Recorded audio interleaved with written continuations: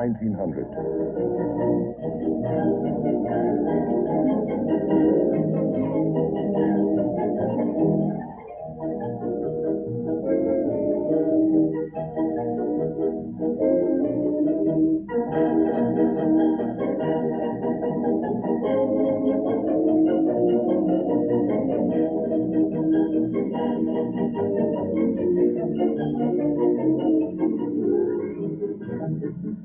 Everywhere there abounded a sense of energy, of excitement, progress. That's what everyone was talking about.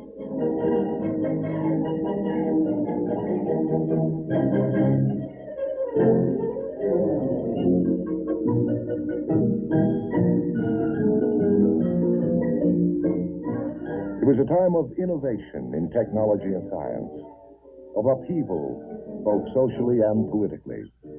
And as the traditions of the 19th century were being questioned and challenged, so did artists feel that the established method of interpreting reality on canvas was no longer valid.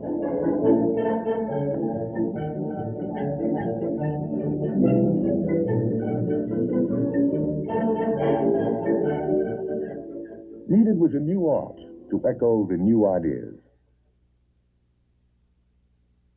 Before the first decade was over, there emerged a generation of adventurous young artists who saw the world around them in a different way than had ever been seen before.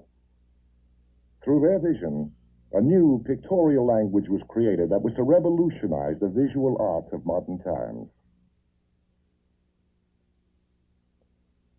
They were called cubists, and their art, cubism.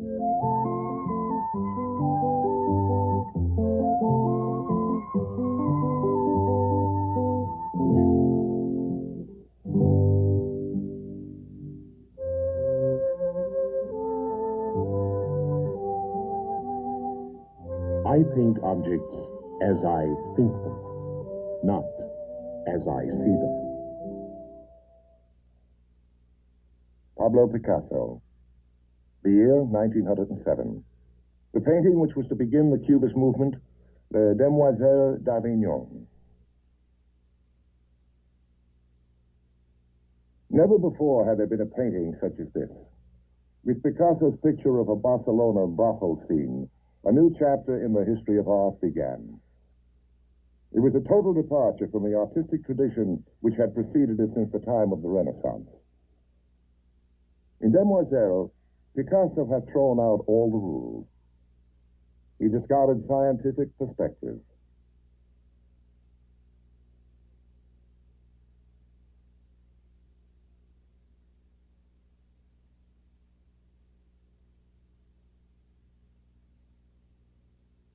He abandoned the traditional role of light in modeling and shading.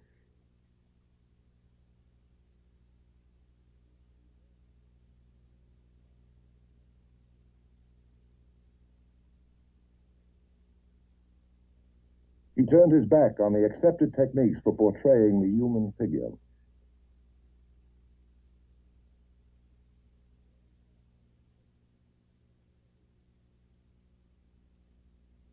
Instead, Picasso resorted to generalizations like those in primitive forms of art.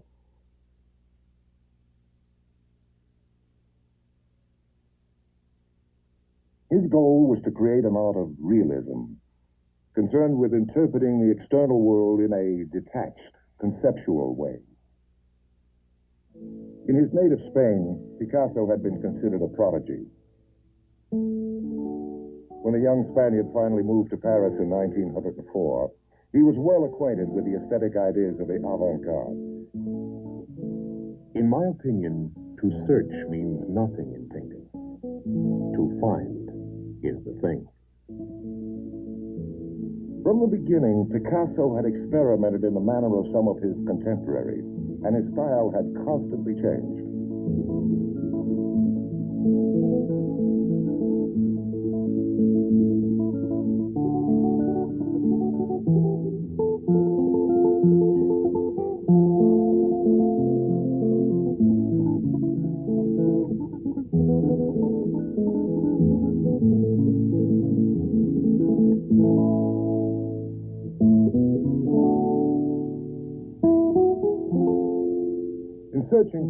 forceful means of expression, Picasso looked to the past.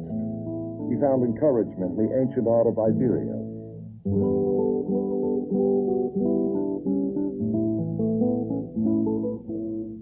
In the museums and galleries around Paris, he studied the arts of ancient Egypt.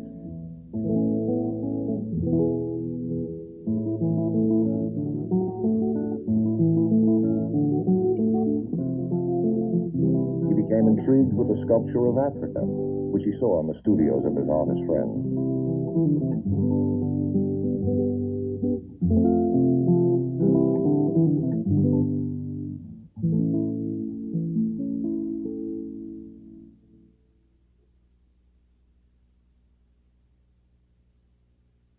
Through the work of Paul Gauguin, the aesthetic value of primitive arts began to be recognized.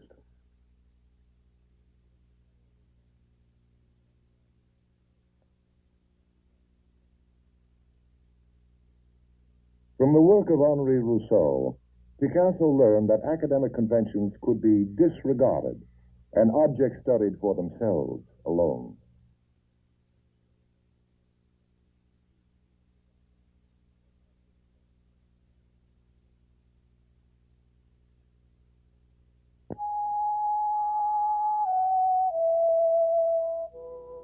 The retrospective exhibit of Paul Cézanne in 1907 made a deep impression on all young artists in Paris. Picasso's original concept of demoiselle had already been indebted to works by Cézanne.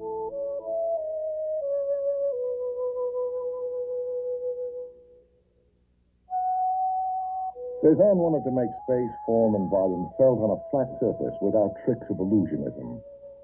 He varied his viewpoint to see more of his subject and treated the forms of nature in geometric terms. Now, at the Cézanne retrospective, Picasso saw solutions to some of the pictorial problems with which he was wrestling. Cézanne, then, became the link between photographic realism and what was later to be known as cubism.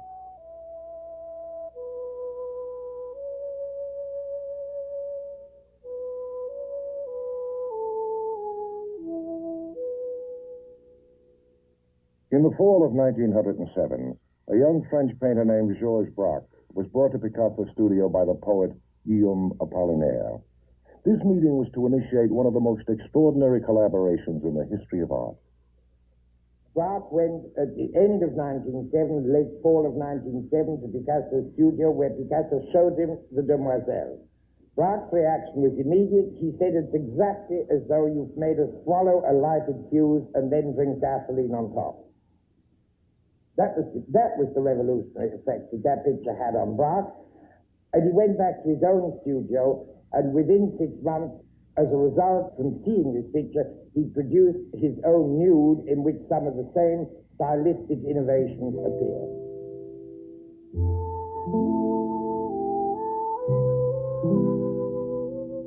Until this time, Braque had been painting in the Fauves manner.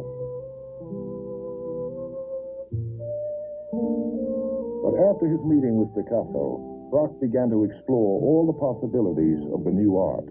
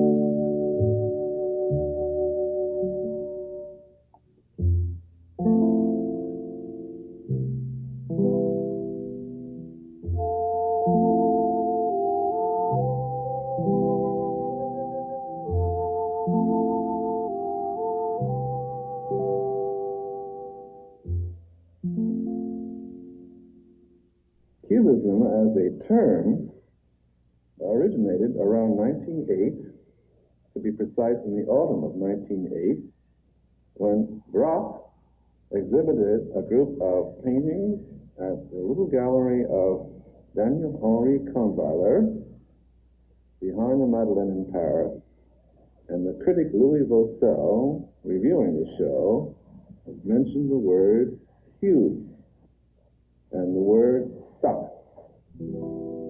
For 2 years, Picasso had been elaborating the discoveries made while painting Demoiselle.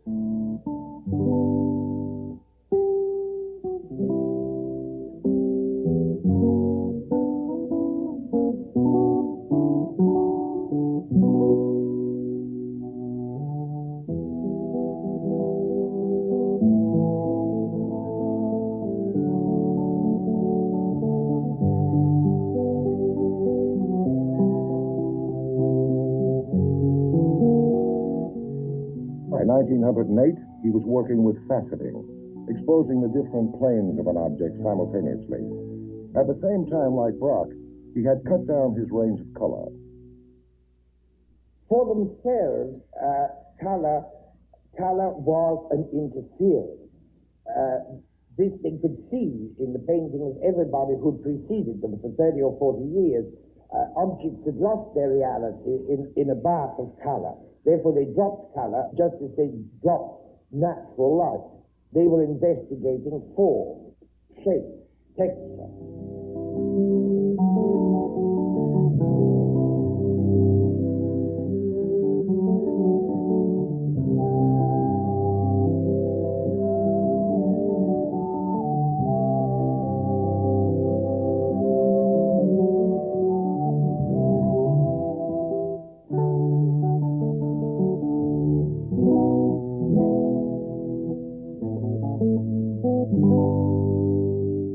Picasso's Seated Woman of 1909 shows one of the first attempts to restore shading in a radical way.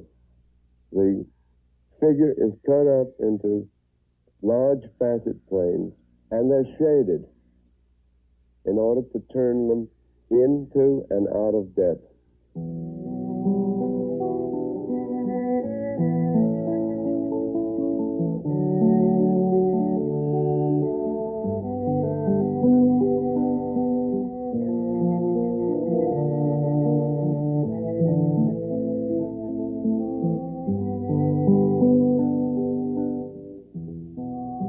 It was about this time that Picasso turned to three-dimensional sculpture, to which he transferred his pictorial technique of expressing volume through faceting.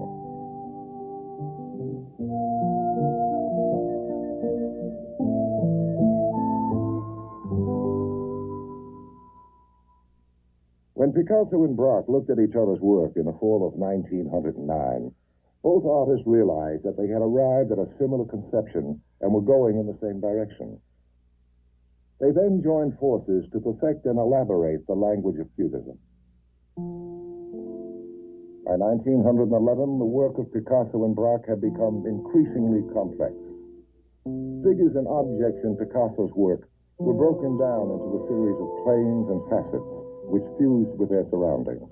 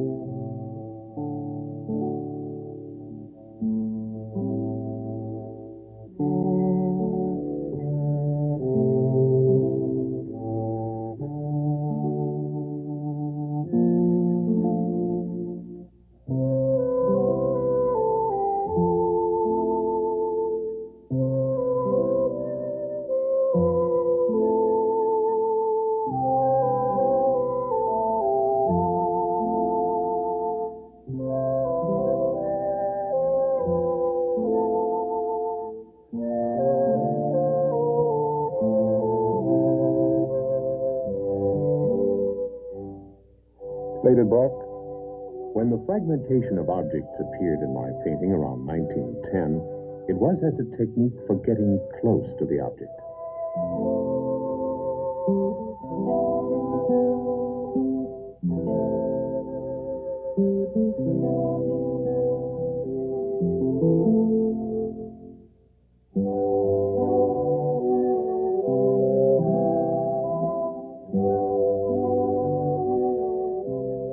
Yet this complexity caused one critic to write,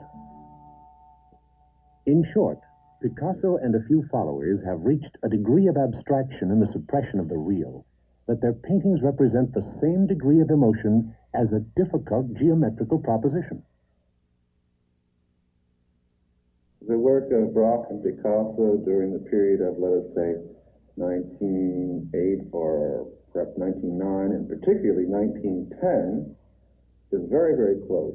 There are a fair number of works, paintings, and particularly graphics during 1910 by Picasso and Braque, which are not easy to distinguish. One of the reasons for this is that those two artists were intimately involved, almost on a day-by-day basis, in developing the implications of their discoveries. There are, to a fairly practiced eye, a few ways of telling them apart. For example, Picasso always seems to be much more involved with the potential of line, whereas Braque is always somewhat more involved with the potential of color and of brushwork. Picasso, woman. Braque, female figure.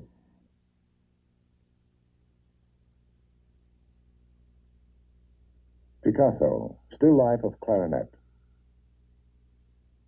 Braque, violin and candlestick.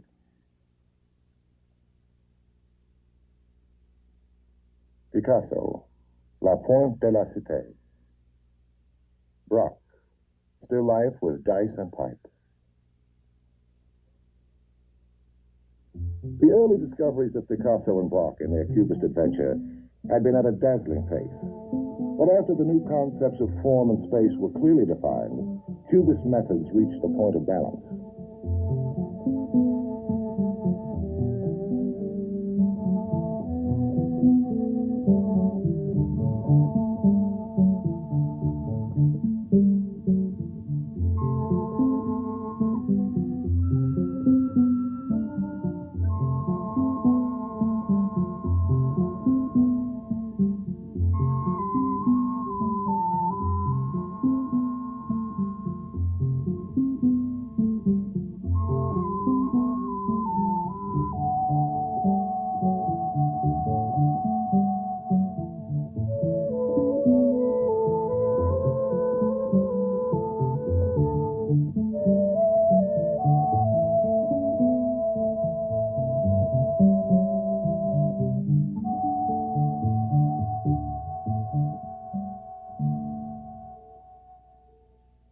By the end of 1910 or the beginning of 1911, Braque had begun to put printed letters into paintings. Now, printed letters can't exist on anything but a literally two-dimensional surface. And this was the way Picasso and Braque called attention again to the fact they were painting on a flat surface, and everything else in the picture might be an illusion.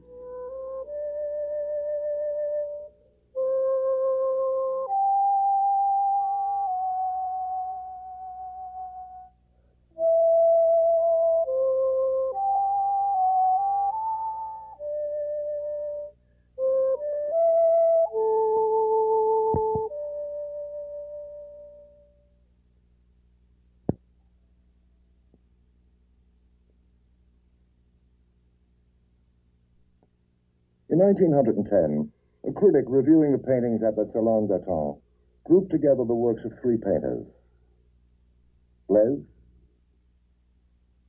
Messager, Le Fauconnier.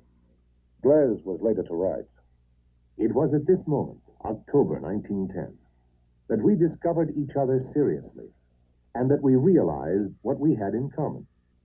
The necessity of forming a group, of exchanging ideas, seemed imperative. Le Fauconnier, abundance.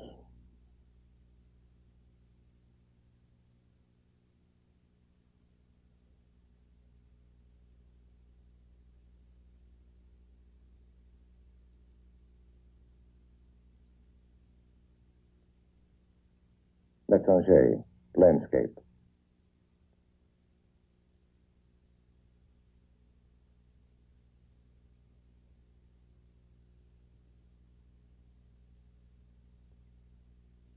L'étranger, portrait of glaze.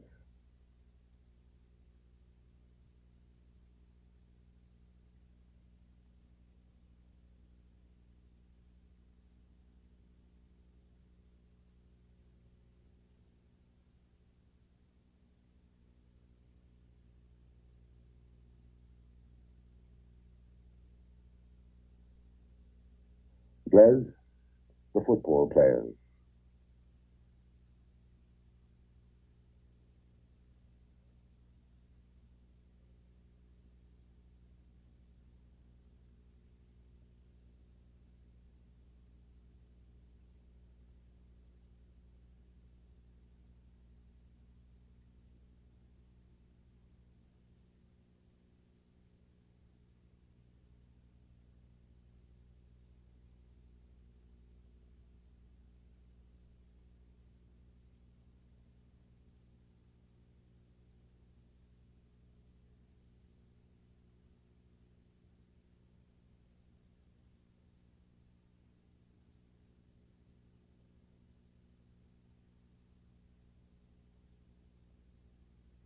Now joined by Léger and Delaunay, they exhibited together at the 1911 Salon des Indépendants.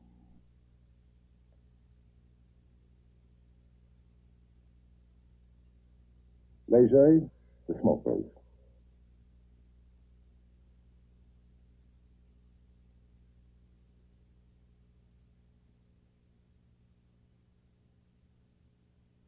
Delaunay, Eiffel Tower.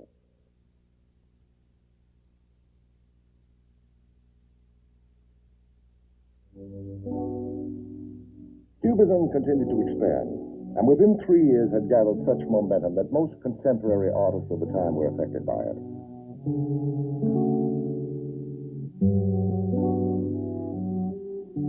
André Locke, portrait of Marguerite.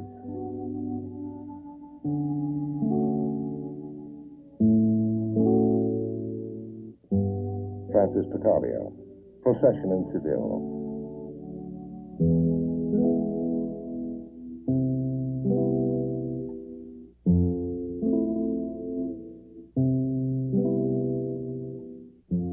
Roger de la Frenay, Bathers.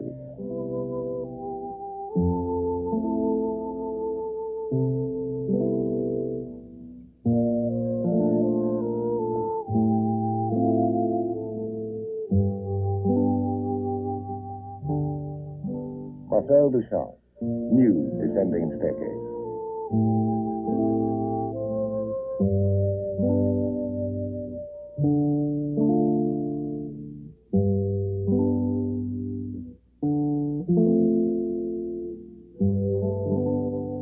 Raymond Duchamp-Villon, Relief, The Lovers.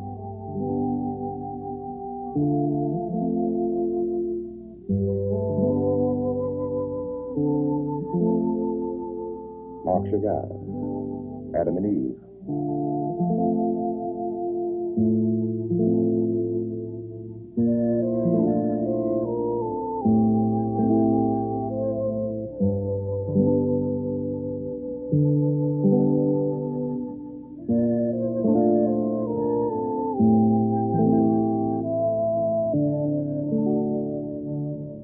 Jacques Villon, portrait of Mademoiselle Giza.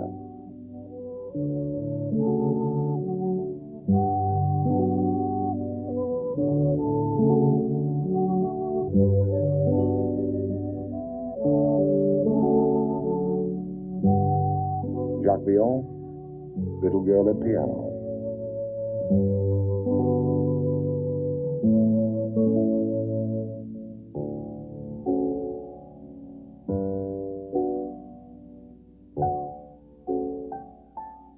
Jacques Villon, Etchings.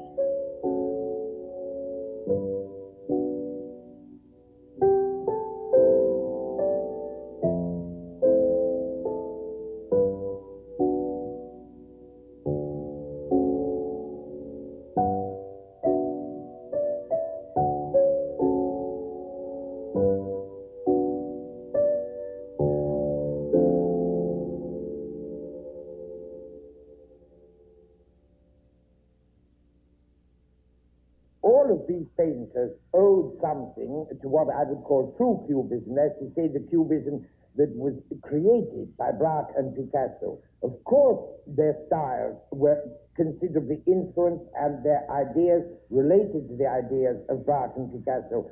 But I can't consider them true cubists because they, so to speak, took cubism and tried to turn it to their own ends to other purposes, some of which were valid, some of which were interesting, and some of which failed. It's a historical question in that everybody involved with Cubism eventually became a true Cubist. It was a question of who got there first, of course, and to my mind, there's no question that the leader at all times was Picasso, along with Braque, and closely followed by Grieg. The phenomenon of Léger is a whole world in itself. One could not imagine Léger arriving at his own art without the existence of Cubism. Cubism is the total expression of a new generation whose condition it shares and whose aspirations it answers.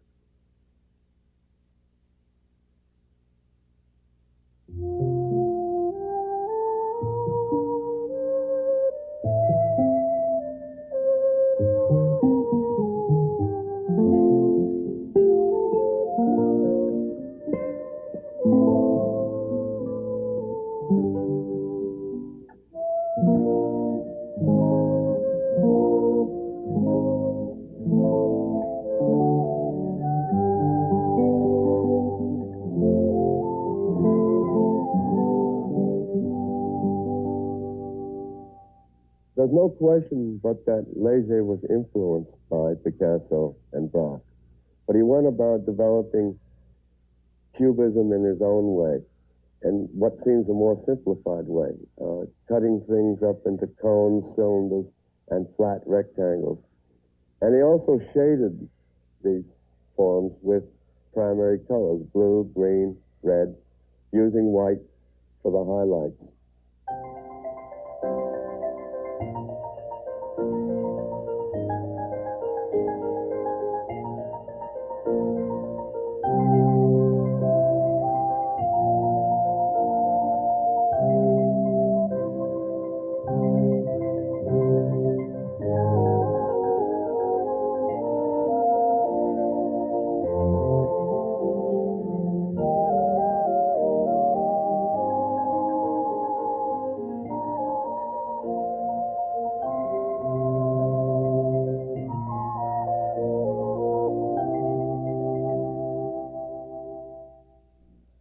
Historical development, as important and as far-reaching as Cubism was, inevitably had effects throughout the culture, be it architecture, the decorative arts, or so on.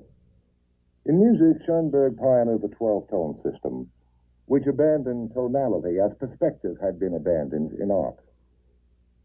Stravinsky broke with harmony and introduced new sounds and rhythms that were as discordant to the ear as Cubist paintings were to the eye. In literature, Guillaume Apollinaire, friend and principal defender of the Cubist painters, was involved, like many other young writers, in creating new forms and new uses of language.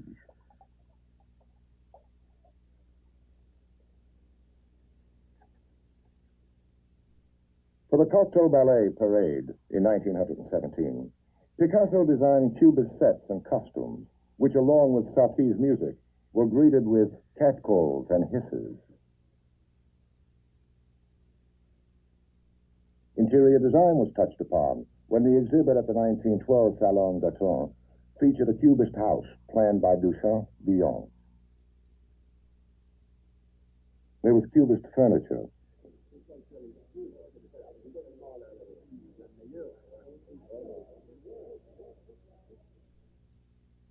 Cubist fashions. Cubist topography.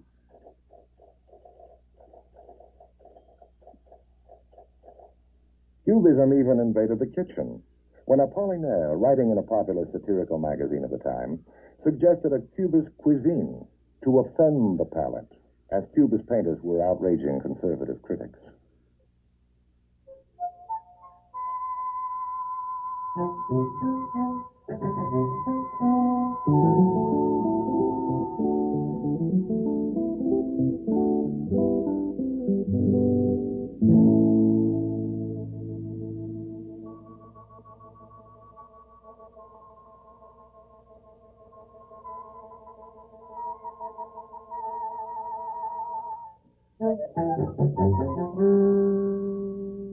cubist controversy reached a climax in December 1912, when in the French Chamber of Deputies, a socialist deputy demanded that the cubists be prevented from exhibiting in state-owned galleries.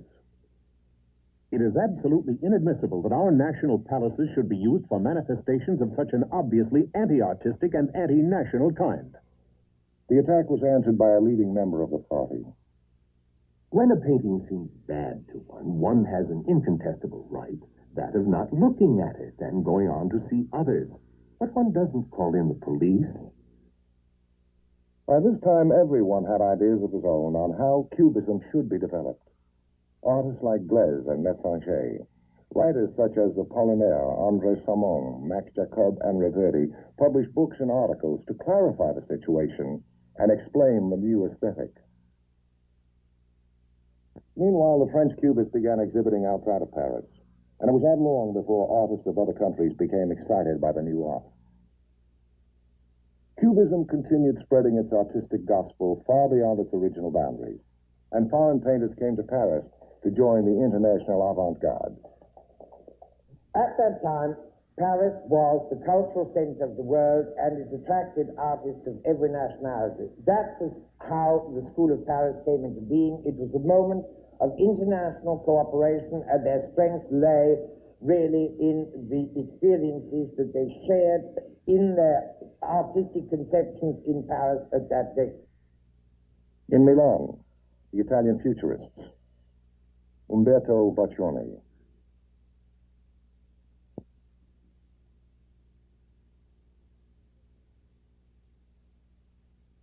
Carlo Carra,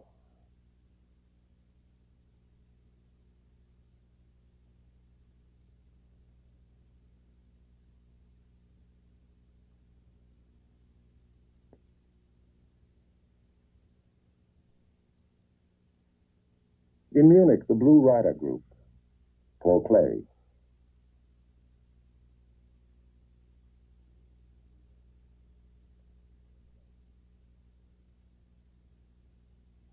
Franz Marc,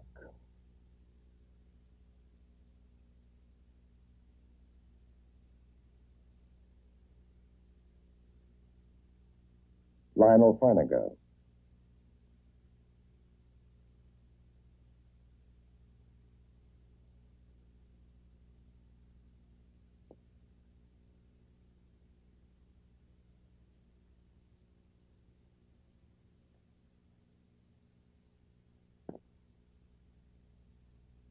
in Prague, Bohumil Kubista,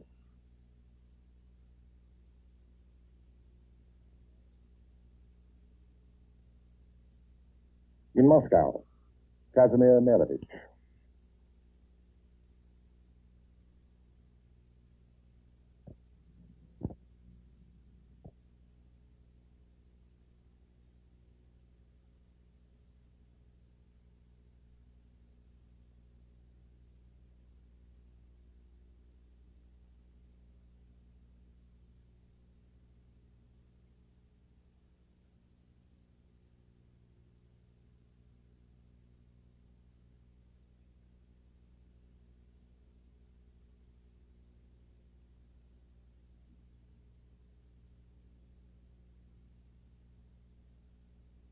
Lyubov Popova,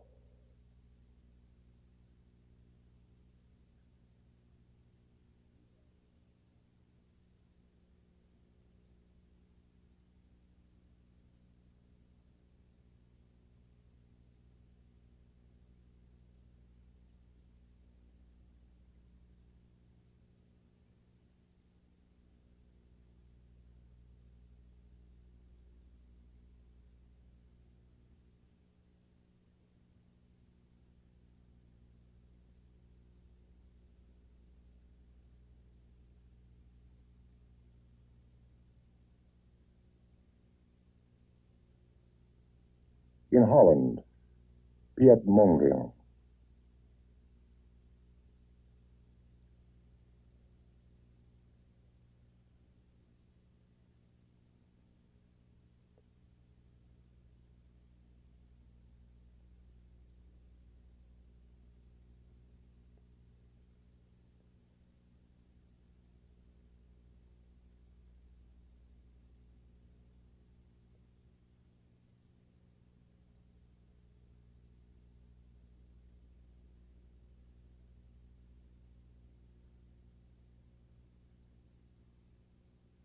In America, Stanton MacDonald Wright.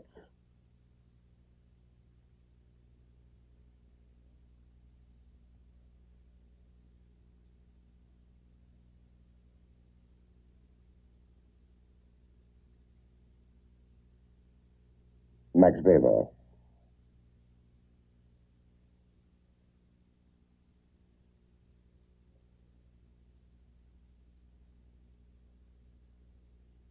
As the number of self-styled adherents to Cubism grew, and groups of different nationalities, all with different ideas, attached themselves to the Parisian nucleus, so the semblance of a coherent movement disappeared.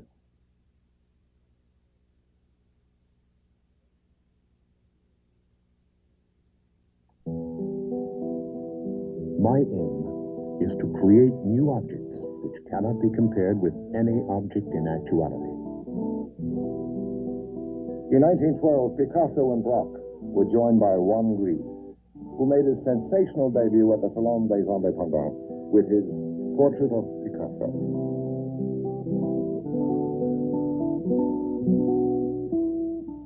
Gris was the most significant new artist to join the Cubist group.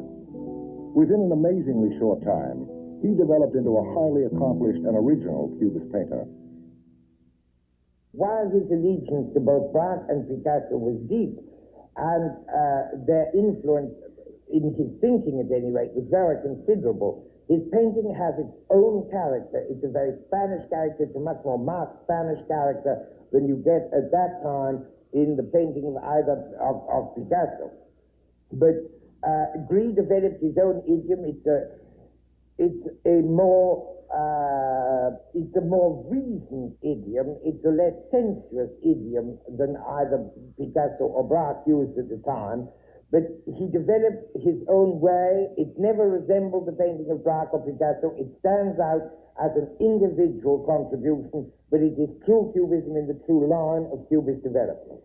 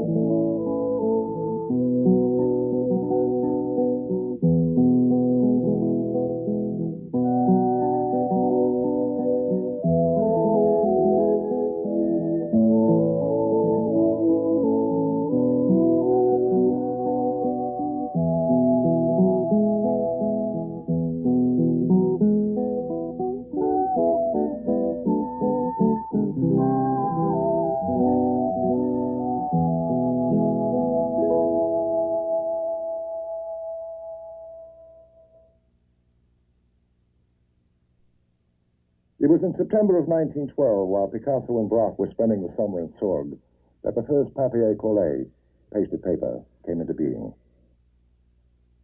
The first papier-collé was made by Braque in September 1912. He did it on his own while Picasso was in Paris, so he knew nothing about it. He went into Avignon. He was living nearby. He went into Avignon. He'd seen a roll of wallpaper grained to represent oak paneling in the window of a shop. He went and bought some of that, and out of that he made a composition, a still life on a table. He gave meaning to these two planes of oak paneled paper by shading and by drawing them into his whole composition so that they became literal elements and also planes of color. These discoveries initiated a new chapter in the unfolding of the cubist story.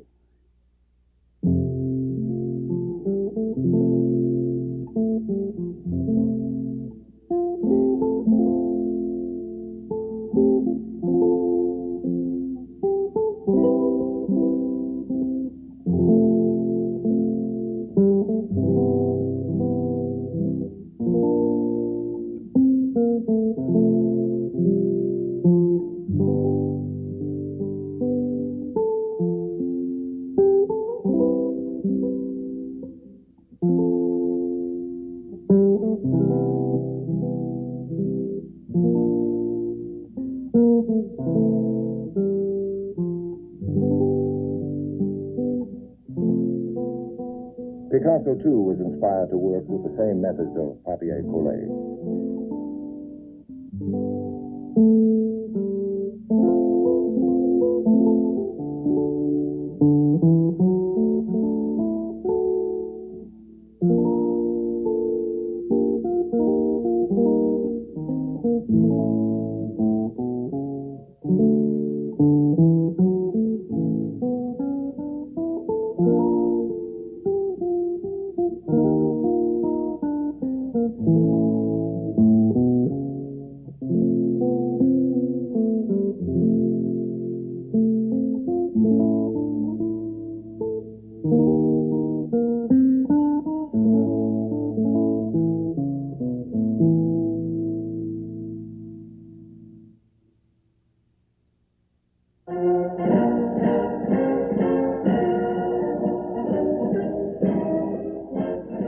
In 1914, world events intervened to interrupt the development of Cubism. With the outbreak of war, most of the artists left Paris and the movement disintegrated.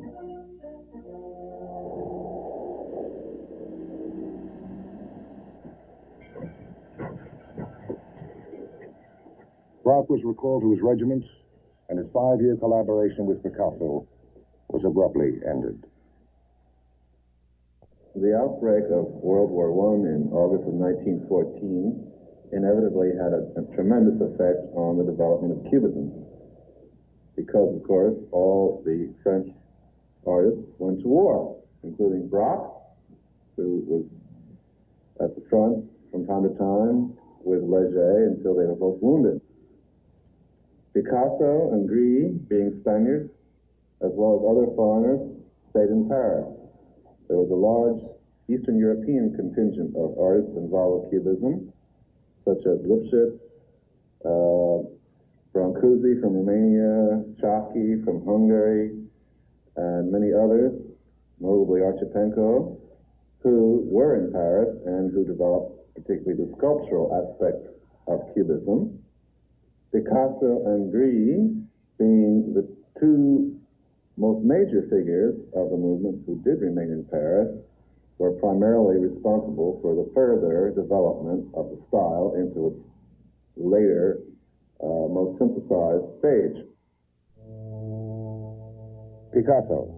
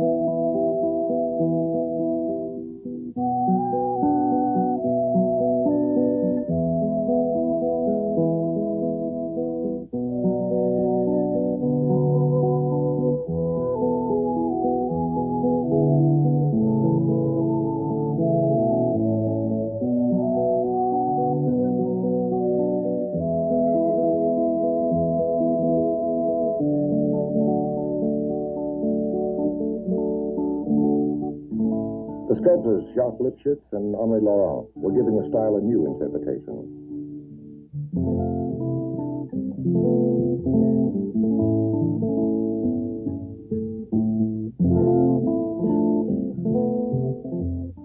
Diego Rivera.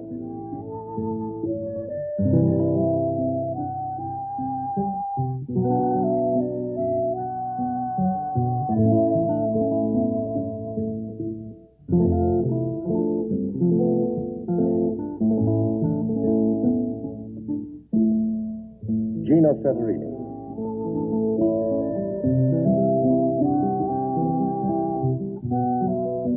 Henri Iden.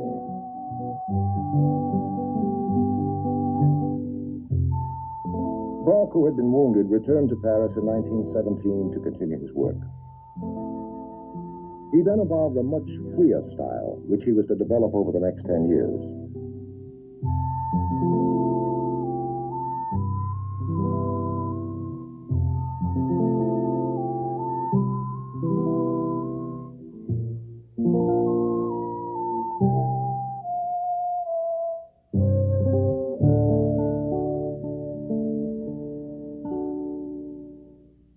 Then the war, which was to end all possible wars, was over.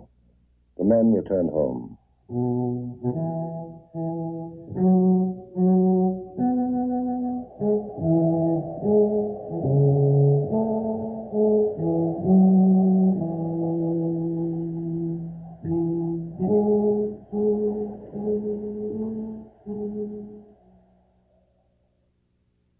But the days of the Cubist Revolution were past. For like politics, the art which had seemed outrageous in the pre-war years had come to be accepted by 1919. As Picasso's notorious painting of Demoiselle had started the short but turbulent Cubist epoch, so his painting, The Three Masked Musicians, in 1921, can be said to mark its ending. It was the summation of Picasso's Cubist style, for here he combined all the discoveries and innovations which had appeared in his work during the preceding 12 years.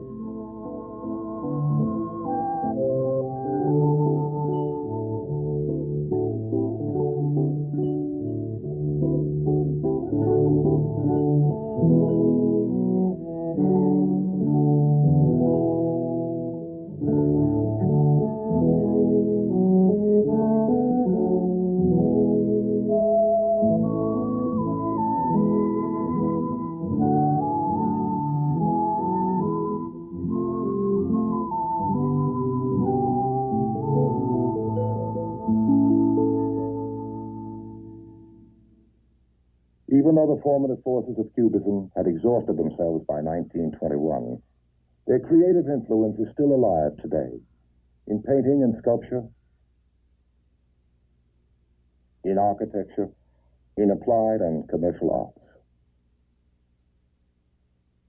Cubism gave an unlimited sense of freedom to all artists who came after it. Freedom for the use of any kind of material, approach, or combination of the two.